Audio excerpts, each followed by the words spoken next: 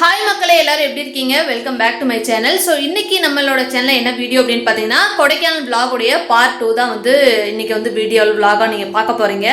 So நம்மளுடைய channel புது channel அப்படிங்கிறதுனால நிறைய பேர் சப்ஸ்கிரைப் பண்ணாமல் பார்த்துட்டு இருக்கீங்க. ஸோ ப்ளீஸ் சப்ஸ்கிரைப் பண்ணிட்டு பாருங்கள், லைக்கும் ஷேரும் பண்ண மறந்துடாதீங்க. நம்மளுடைய சேனலில் எந்த மாதிரியான விளாக்ஸ்லாம் நீங்கள் எதிர்பார்க்குறீங்க அப்படின்னு கண்டிப்பாக கமெண்ட்டில் சொல்லுங்கள். ஸோ வீடியோவும் ஸ்கிப் பண்ணாமல் பாருங்கள். வாங்க வீடியோக்குள்ளே போகலாம். ஸோ போகிற வழியெல்லாம் வந்து பார்த்தீங்கன்னா இந்த தேனி பெட்டிகள் வந்து அதிகமாகவே இருந்ததுதாங்க சொல்லணும். ஏன்னா அவ்வளவு அழகாக இருந்தது. இப்போ ஒவ்வொரு இடமும் பார்த்தீங்கன்னா ஒவ்வொரு விஷயங்களை கற்றுக் கொடுத்துட்டே இந்த மாதிரி தான் இருந்தது. ரெண்டாவது அந்த இடத்துல மயில் இதெல்லாம் இருந்தது. என்னுடைய மொபைலில் வந்து பார்த்தீங்கன்னா அந்த அளவுக்கு கிளாரிட்டி இல்லை அப்படிங்கிறனால அதை என்னால் கேப்சரவே அவ்வளோக்கா பண்ண முடியல.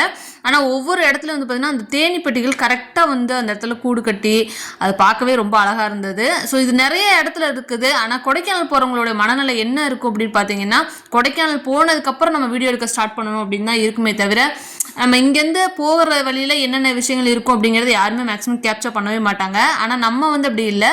நம்ம ஒவ்வொரு விஷயங்களுமே வந்து பார்த்திங்கன்னா நம்மளோட வ்ளாகில் வந்து இருக்கணும் அப்படின்னு சொல்லி தான் நான் வந்து வீடியோவே எடுத்தேன்.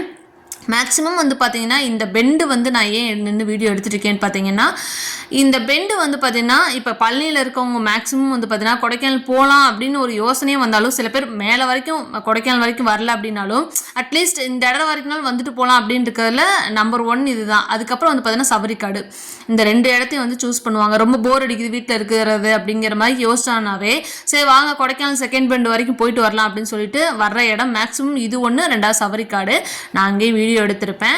ஸோ இந்த இடம் வந்து பார்த்தீங்கன்னா இவ்வளோ பெரிய அகலமான ரோடு இந்த இடத்தோட கட்டாயிரும். கொடைக்கானல் போகிறவங்களுக்கு நல்லாவே தெரியும். இவ்வளோ பெரிய அகலமாக இருக்கிற இந்த ரோடு இதோட கட்டாயிரும். இதுக்கப்புறம் மேலே போகிறவங்களுக்கு எல்லாருக்குமே தெரியும் குறுகிய பாதை. இதை விட ரொம்ப மோசமான பாதைகள் தான் இருக்குமே தவிர இவ்வளோ ஒரு ரம்மியமாக இவ்வளோ பெரிய அகலமான ரோடு இதுக்கப்புறம் வராது. அதனாலே மேக்ஸிமம் இங்கே வந்து இன்னும் பார்த்துக்கிட்டு இருந்தோம். நாங்கள் போன நாள் சண்டே அப்படிங்கிறனால நிறைய கேரளா வண்டி தாங்க அங்கே வந்தது. கேரளா வண்டி இறங்கிக்கிட்டே இருந்தது. மேக்ஸிமம் வந்து பார்த்தீங்கன்னா இந்த இடத்துல எல்லாரும் வந்து நிற்கிற டைமே வந்து பார்த்தீங்கன்னா அந்த 4:30லேருந்து ஒரு 6:30 வரைக்கும் தான் வந்து அதிகமாக வந்து நிற்பாங்க. ஏன் அப்படின்னு பார்த்தீங்கன்னா நிறைய கேரளா வண்டி இறங்கும். பார்க்கவே நின்று பார்க்குறதுக்கு நல்லா இருக்கும். அது நிறைய இறங்கிக்கிட்டே தான் இருந்தது. இன்னும் சொல்ல போனால் நம்மளுக்கு ஒரு 2 நிமிஷம் கேப் 3 நிமிஷம் கேப்பில் ஒரு தடவை வந்து பார்த்தீங்கன்னா வண்டி இறங்கிக்கிட்டே தான் இருந்தது.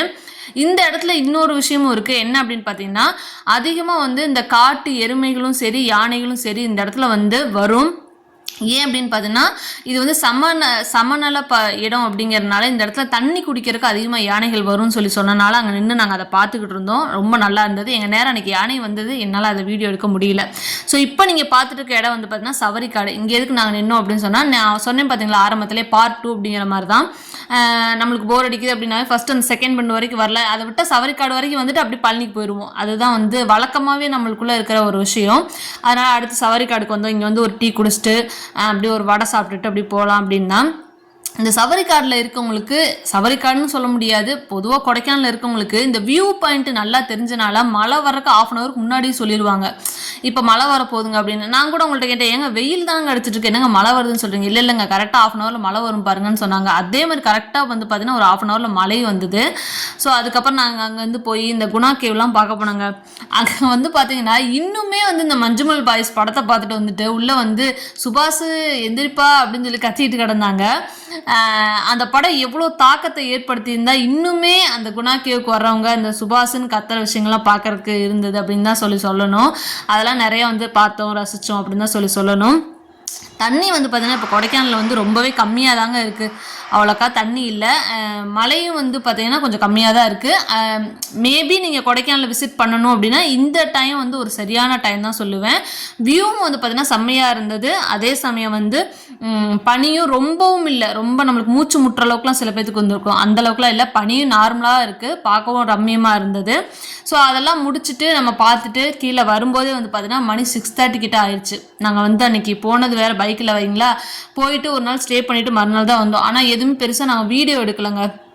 அதுக்கான ரீசனும் என்ன அப்படின்னா, நைட்டு சரியான குளிராக இருந்தது. அதாவது பகலில் கம்மியாக இருந்தால் நைட்டு கொஞ்சம் எப்பயும் போல தான் சரியான குளிராக தான் இருந்தது. அதுக்கப்புறம் போயிட்டு கீழே வரும்போதே 6:30 கிட்ட 7 o'clock 6:30க்குள்ளே இருக்குன்னு வச்சுக்கோங்களேன்.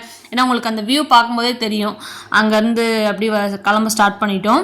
பழனியிலேருந்து அடிக்கடி கொடைக்கானல் போக வரமே இருக்கிறனால நான் பெருசாக வந்து கொடைக்கானலில் எதையுமே வந்து வீடியோ எடுக்கலைங்க. ஏன் அப்படின்னா நம்ம அடிக்கடி கொடைக்கானல் போவோங்க, எப்படி சொல்கிறேனே தெரியல. சும்மா அதாவது ஒரு மைண்ட் ரிலாக்ஸாக வேணும், டக்குன்னு கிளம்பி கொடைக்கானல் போயிட்டு மறுநாள் வந்துடுவோம். அந்த மாதிரி இருக்கனால நான் மேக்ஸிமம் வந்து வீடியோ எடுக்கலை, அதுதான் உண்மை. ஸோ எதுவும் நினச்சிக்காதீங்க. ஸோ நெக்ஸ்ட்டு இன்னொரு சூப்பரான விளாகில் வந்து நான் உங்களுக்கு கண்டிப்பாக நான் மீட் பண்ணுறேன். நம்மளோட சேனலை மறக்காமல் சப்ஸ்கிரைப் பண்ண மறந்துடாதீங்க. சூப்பர் விளாக்லாம் வந்து நான் உங்களுக்காக வந்து இந்த சேனலில் வந்து அப்லோட் பண்ணுவேன். நெக்ஸ்ட் வீடியோவில் மீட் பண்ணுறேன். பாய்.